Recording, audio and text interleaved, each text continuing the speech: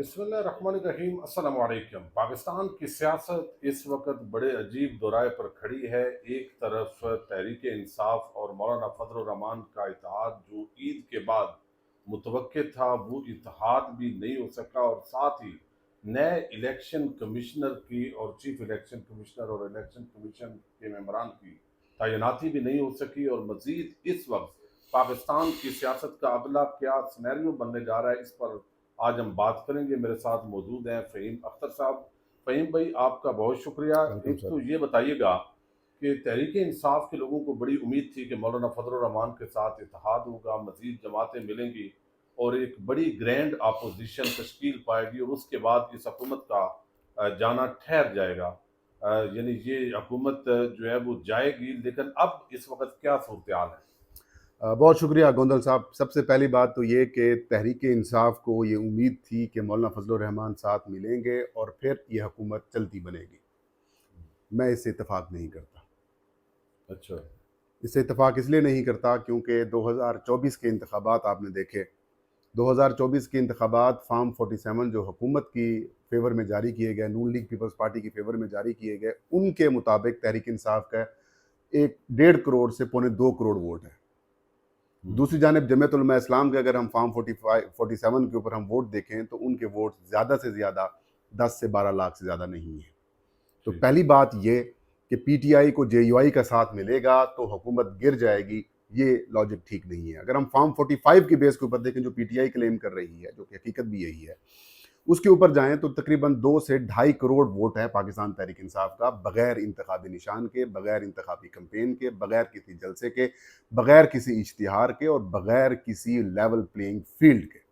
अब जब 2-2.5 crore vote PTI का पड़ा है, इसका मतलब ये है कि जो टोटल वोट पोल हुआ है 5 करोड़, उसका आधे से ज्यादा वोट पाकिस्तान तहरीक इंसाफ को पड़ा हुआ है। और अगर पाकिस्तान तहरीक इंसाफ जैसी एक बड़ी सियासी जमात जिसके 2.5 करोड़ 2 करोड़ से ज्यादा वोट हैं, अगर वो ये कह रही है कि जेयूआई हमारे साथ आएगी तो फिर हम जो है हुकूमत को गिरा देंगे, मैं इसे बेवकूफ़ी समझता हूँ। मैं इसे समझता हूँ कि ये अपने आप को तसल्ली देने के अलावा कुछ नहीं है।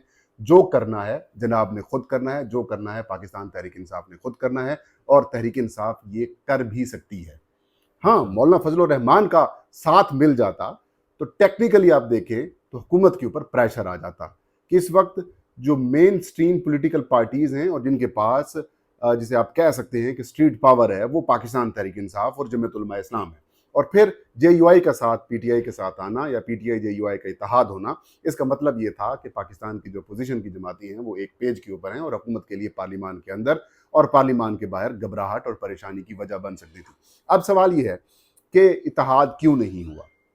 इत्तेहाद ना होने की जो जिम्मेदार है वो पाकिस्तान तहरीक इंसाफ है। पाकिस्तान तहरीक इंसाफ की जो मौजूदा दस्तियाब बाहर लीडरशिप है वो इसकी जिम्मेदार है, क्योंकि जो जो बातें मौलाना फजल रहमान के साथ की जाती थी उनके ऊपर फिर वो अमल नहीं किया जाता था। और आपको पता है पाकिस्तान तहरीक इंसाफ और जमीयत उलमा इस्लाम के दरमियान जो सियासी लड़ाई है वो पाकिस्तान पीपल्स पार्टी और मुस्लिम लीग नून की सियासी लड़ाइयों से भी खौफनाक है। माजी इनका खौफनाक है। इतना खौफनाक इख्तलाफ, सियासी इख्तलाफ पाकिस्तान तहरीक इंसाफ नून लीग का और पाकिस्तान तहरीक इंसाफ पीपल्स पार्टी का नहीं है जितना सियासी इख्तलाफ जेयूआई और पाकिस्तान तहरीक इंसाफ के दरमियान था। तो ये भी एक खुशाइंद बात है कि ये दोनों जमातें अब एक जगह के ऊपर बैठ जाती हैं, सलाम दुआ कर लेती हैं, बातें हो जाती हैं। लेकिन मौलाना फजल रहमान महमूद खान अचकजई जैसे नहीं बनना चाहते। मौलाना फजल रहमान बाकी जो पीटीआई के साथ इस वक्त इत्तेहाद के अंदर मौजूद लोग हैं, बामर मजबूरी वो उनकी तरफ नहीं जाना, उनकी तरह नहीं होना चाहते। क्या मतलब, यानी अशरफजई साहब के साथ क्या किया तहरीक इंसाफ? अचकजई के साथ तहरीक इंसाफ ये करती है कि जब चीफ जस्टिस ऑफ पाकिस्तान मुलाकात के लिए बुलाते हैं अपोजिशन के वफद को, तो अचकजई साहब से मशवरा नहीं किया जाता। जब तहरीक इंसाफ किसी जलसे का या किसी तहरीक का ऐलान करती है तो तहरीक तहफ़्फ़ुज़ आईन पाकिस्तान के सरबराह को एतमाद में नहीं लिया जाता। वो अगर खड़े हैं तो इस वजह से खड़े हैं कि इस वक्त Pakistan Tehreek Insaf anti establishment narrative के साथ आगे बढ़ रही है, और अचकजई साहब भी यही चाहते हैं कि एंटी इस्टेब्लिशमेंट नैरेटिव जो है वो आगे आना चाहिए। और वो इस बात को समझते हैं कि पाकिस्तान तहरीक इंसाफ के साथ और इमरान खान के साथ ज़्यादती हो रही है, तो इस वजह से वो साथ खड़े हैं। लेकिन जो पाकिस्तान तहरीक इंसाफ की जो दस्तियाब लीडरशिप है, जो आप यूँ कह सकते हैं कि जो मेक शिफ्ट अरेंजमेंट की गई है बैरिस्टर गौहर की, शिबली फराज की, उमर अयूब साहब की, या फिर जो बाकी जो लोग इस वक्त पीटीआई के करता धरता हैं, जो वो कर रहे हैं, जो सलूक उनके साथ हो रहा है बाकी लोगों के साथ हो रहा है। आप कभी آف دا ریکارڈ اچکزئی صاحب سے یا پھر باقی جو اتحاد کے اندر لوگ شامل ہیں ان سے پوچھیں تو آپ کو وہ داستانیں سنائیں گے کہ کس طریقے سے پی ٹی آئی کی لیڈرشپ ان کو نظر انداز کرتی ہے. اب بات سیدھی سی یہ ہے کہ مولانا فضل الرحمان خیبر پختونخوا کی سیاست کرتے ہیں, بلوچستان کی سیاست کرتے ہیں. پاکستان تحریک انصاف کا بھی خیبر پختونخوا کے اندر ظاہر ہے پچھلے 3 ٹرمز دیکھ لیں تو پی ٹی آئی کی ہی حکومت ہے, اور اب تو 2/3 میجارٹی میں پاکستان تحریک انصاف ہے. پچھلی دفعہ بھی 2/3 میجارٹی کے ساتھ تھی اور یہ بڑھتا جا رہا ہے. تو وہاں پر جے یو آئی اور پی ٹی آئی آپس میں الیکشن لڑتے ہیں, ان کے اختلافات ہوتے ہیں, لیکن جو کور معاملہ یہ ہے کہ مولانا فضل الرحمان ڈیرہ اسماعیل خان سے ہیں, وزیر اعلیٰ خیبر پختونخوا علی امین گنڈاپور بھی ڈیرہ اسماعیل خان سے ہیں. تو وہاں کے جو لوکل ایشوز ہیں وہ علی امین خان گنڈاپور جو ہیں وہ نہیں چاہتے کہ مولانا فضل الرحمان یا پھر جمعیت علماء اسلام اور پاکستان تحریک انصاف کا اتحاد ہو. حالانکہ عمران خان صاحب کی طرف سے متعدد بار یہ بات کی گئی, کہی گئی اور پیغامات بھی دیے گئے اپنی لیڈرشپ کو کہ مولانا فضل الرحمان کے ساتھ ملاقاتیں کریں اور ان کو اتحاد میں شامل ہونے کی دعوت دیں. اب بات یہ ہے کہ جب سے مائنز اینڈ منرل بل والا معاملہ آیا ہے اور اس سے کچھ عرصہ پہلے جو تحریک انصاف کی لیڈرشپ ہے, بیرسٹر گوہر وغیرہ یا وکلاء چند کے علاوہ جو خان صاحب کی بہنیں ملاقات کرتی تھیں یا پھر کچھ ایسے لوگ جا کے ملاقات کرتے جو پولیٹیکل معاملات کے اندر آتے تھے, ان کی ملاقاتوں کے اوپر پابندی لگا دی گئی ہے. اور جو باتیں مولانا فضل الرحمان سے متعلق عمران خان صاحب کو بتائی جاتی ہیں وہ بھی ون سائیڈڈ ہیں, تو دوسرا پہلو نہیں بتایا جاتا. اور جو باتیں کمٹمنٹس کی جاتی تھیں مولانا کے ساتھ وہ پوری نہیں کی جاتی. یہ کہا گیا کہ علی امین خان گنڈاپور کو خاموش کروائیں, یہ کہا گیا, اور ساتھ میں 2-3 ڈیمانڈز تھیں مولانا کی کہ ماضی کے اندر جن وجہ سے میں نے آپ کے مخالفت کی, جن میں ایک مرزا مسرور قادیانی تھے, ان کا ایک بیان تھا کہ پی ٹی آئی کی جب حکومت آئے گی تب قادیانیوں سے متعلق جو معاملات ہیں وہ ٹھیک ہو جائیں گے, آپ کے ٹھیک ہو جائیں گے. انہوں نے دعویٰ کیا تھا, تو مولانا نے یہ ڈیمانڈ کی تھی کہ اس کے اوپر وضاحت کر دیں کہ کیا مرزا مسرور قادیانی کا جو بیان تھا وہ پارٹی, آپ کی پارٹی لوپ میں تھی یا پھر پارٹی اس کو اون کرتی ہے یا پھر اون نہیں کرتی. یہ ایک بات وہ وضاحت چاہتے تھے. اور دوسرا, کیا پی ٹی آئی کا وفد مرزا مسرور قادیانی کو ملا تھا یا پھر نہیں ملا تھا, اس کے اوپر بھی مولانا فضل الرحمان نے یہ کہا تھا. اور پھر یہودی لابی یا اسرائیلی لابی کے حوالے سے مولانا کہتے تھے کہ ہم آپ کو یہودی ایجنٹ کہتے تھے, تو اس کے اوپر بھی آپ وضاحت کر دیں کہ کیا آپ کو یہودیوں کی یا پھر اسرائیلیوں کی سپورٹ حاصل تھی. تو ان چیزوں کے اوپر خان صاحب نے اپنے جو پی ٹی آئی کی لیڈرشپ جو ملی تھی ان کو کہا تھا کہ دونوں معاملات کے اوپر مولانا فضل الرحمان کو تسلی کرا دیں, یقین دہانی کرا دیں کہ نہ تو قادیانیوں کے ساتھ ہماری کوئی ایسی کوئی کمٹمنٹ تھی اور نہ ہی ہمیں اسرائیلیوں نے کبھی یا پھر یہودیوں نے کبھی ہمیں فنانس کیا یا پھر ہمیں سپورٹ کیا. تو یہ مولانا چاہتے یہ تھے کہ تاکہ میں نے جو نیریٹو آپ کے اگینسٹ بنایا ہوا تھا پھر وہ میں بتاتا پبلکلی کہ بات یہ ہے کہ جو میں آپ کو کہتا تھا کہ وہ اسرائیلی یا یہودی لابی ہیں تو وہ میری اطلاع غلط تھی, اب ان کی وضاحت آ گئی ہے, میں ان کی وضاحت پر یقین کر رہا ہوں. اور قادیانیوں والے معاملے کے اوپر بھی ان کی وضاحت آ گئی ہے. اس کا بینیفٹ پی ٹی آئی کو ملنا تھا, عمران خان کو ملنا تھا, کیونکہ عمران خان کے خلاف جب سے خان صاحب نے سیاست شروع کی ہے, حکیم سعید صاحب کی کتاب آئی اس کے بعد بھی نیریٹو بن گیا کہ یہ یہودی لابی جو ہے عمران خان کو سپانسر کر رہی ہے, وہ پیچھے کر رہی ہے. تو ایک ہی الزام خان صاحب کے اوپر آتا تھا کہ یہودی لابی کی ان کو سپورٹ ہے, وہ ختم ہو جاتی. اور سب سے زیادہ نیریٹو بلڈ کرنے والے مولانا فضل الرحمان تھے. اور مولانا فضل الرحمان جب یہ کہہ دیتے کہ میرے پاس جو اطلاع آئی تھی وہ درست نہیں تھی اور پی ٹی آئی کی وضاحت اس کے اوپر آ گئی, تو پھر تو یہ نیریٹو سارا کا سارا خان کے خلاف بڑھ جاتا. تو میں یہ سمجھتا ہوں کہ کچھ پولیٹیکلی جو ان کا لوکل سیاست ہے علی امین گنڈاپور کی, اور علی امین گنڈاپور کو کس کو سپورٹ حاصل ہے آپ سب کو پتہ ہے, اسٹیبلشمنٹ ان کو بڑا سپورٹ کر رہی ہے. اسٹیبلشمنٹ اور حکومت بھی نہیں چاہتے کہ جے یو آئی اور پی ٹی آئی کا اتحاد ہو. تو وہ گیم فی الحال کامیاب ہوئی ہے. لیکن آج مولانا فضل الرحمان سے ابھی ملاقات بھی ہوئی اور انہوں نے پریس کانفرنس بھی کی, اور اس میں انہوں نے راستہ اوپن کیا ہوا ہے. انہوں نے کہا کہ یہ راستہ پی ٹی آئی کے ساتھ اتحاد کا مستقل طور پر بند نہیں ہوا, ختم نہیں ہوا, بات چیت جاری رہے گی, گفتگو ہوتی رہے گی. اہم ایشوز کے اوپر, قومی ایشوز کے اوپر, پارلیمانی ایشوز کے اوپر بھی ہم مل کر بیٹھیں گے.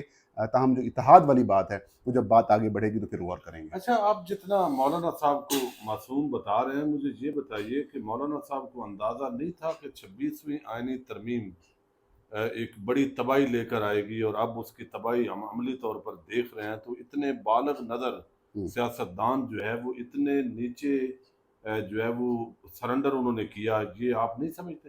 کیا سرنڈر کیا؟ یعنی 26ویں آئینی ترمیم کی بات انہوں نے تسلیم کی, اچھا, اور بالآخر 26ویں آئینی ترمیم ہوئی, اور ابھی عدلیہ کے حالات ہم دیکھ رہے ہیں. ٹھیک ہو گیا. آپ کو بیک گراؤنڈ کا پتہ ہے ساری چیزوں کا؟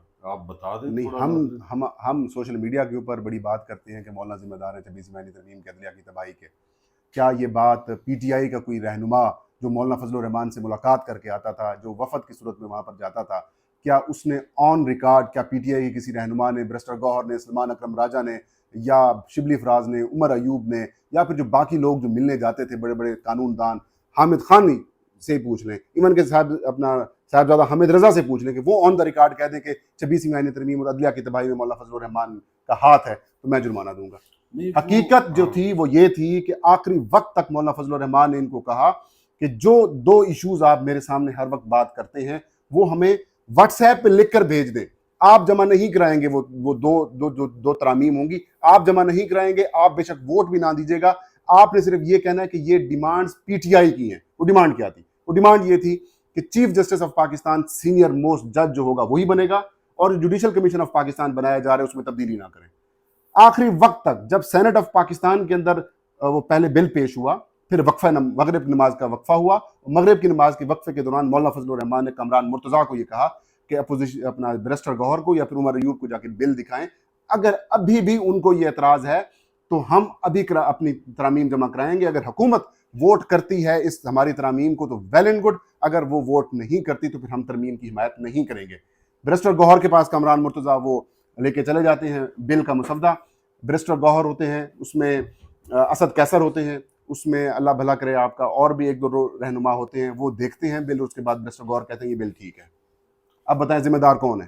اچھا یہ بتائیے کہ ابھی چیف الیکشن کمشنر اور الیکشن کمیشن ممبران کی تقرری نہیں ہو رہی، اور یہ اس وقت کیا ہو رہا ہے؟ اس حوالے سے تھوڑا آپ کی معلومات بھی ہوتی ہے، یا پی ٹی آئی پر پابندی کا بھی اکبر ایس بابر پھر مطالبہ لے کے آئے ہیں، تو کیا پی ٹی آئی کے یہ بھی اوپر تو کوئی پابندی گیم تو ہے؟ پہلے سے ہی لگی ہوئی ہے، اس میں کون سی وہی بات ہے کہ پابندی یہ ہے وہ ہے، اکبر ایس بابر کیا بات کرتے ہیں۔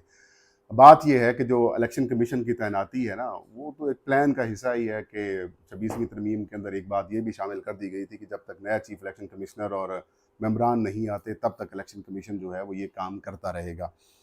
26ویں ترمیم کے اندر جو یہ چیز شامل کی گئی تھی نا کہ چیف الیکشن کمشنر کام کرتا رہے گا، اس کے اندر نا ایک فاؤل کھیل گئے ہیں، اس کی طرف ہمارے کسی لیگل مائنڈ نے شاید توجہ نہیں دی۔ وہ یہ کہ آئین کے اندر اس وقت بھی ایکٹنگ چیف الیکشن کمشنر کی ایک شک موجود ہے کہ جب چیف الیکشن کمشنر نہیں ہوں گے یا ان کی تعیناتی نہیں ہو سکتی، تب جو سینئر ممبر ہوگا الیکشن کمیشن کا وہ ایکٹنگ چیف الیکشن کمشنر کے طور پر کام کر سکتا ہے۔ تو یہ ترمیم کرنا کہ نئی تعیناتی تک یہ کام کرتے رہیں گے، چیف الیکشن کمشنر کی حد تک تو توقع نہیں بنتی نا، جب ایکٹنگ سی سی کا آپشن موجود ہے، اور ماضی میں 2-3 ایکٹنگ سی سی آئے بھی ہیں، ممبر پنجاب تھے پہلے، وہ بھی پہلے ایکٹنگ سی سی کے طور پر آئے تھے۔ تو اب تعیناتی اس لیے رکاوٹ ڈالی گئی ہے کیونکہ 12 رکنی کمیٹی بننی ہے پارلیمان کی، ابھی پارلیمانی کمیٹی 12 رکنی بنی نہیں ہے، اس میں 6 ممبر اپوزیشن کے ہوں گے، 6 حکومت کے ہوں گے، 6 میں سے 5 ممبر پی ٹی آئی کے ہوں گے اور 1 جے یو آئی کا ہوگا۔